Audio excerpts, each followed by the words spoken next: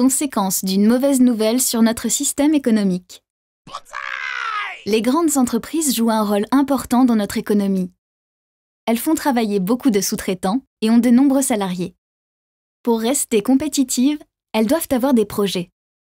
Lorsqu'elles sont dans l'impossibilité de les financer elles-mêmes, elles n'ont que deux possibilités, les financer par le biais des marchés financiers ou demander un prêt à la banque.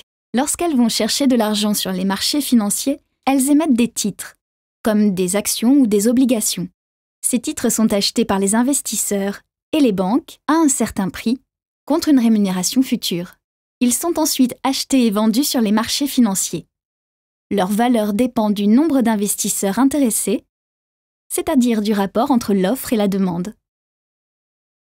Suite à une annonce négative, comme la crise grecque, le ralentissement économique, la faillite d'une grande entreprise ou d'une banque, les investisseurs et les banques sont moins confiants dans l'économie. Ils ont peur d'investir, ne veulent pas prendre de risques et donc ne veulent plus rien acheter.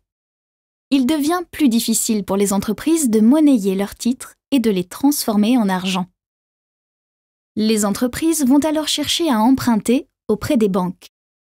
Les banques, présentes au cœur des marchés financiers, sont inquiètes de cette rumeur. Elles font moins confiance aux entreprises quant à leur capacité de remboursement. Elles leur proposent alors des prêts plus chers avec des conditions dissuasives.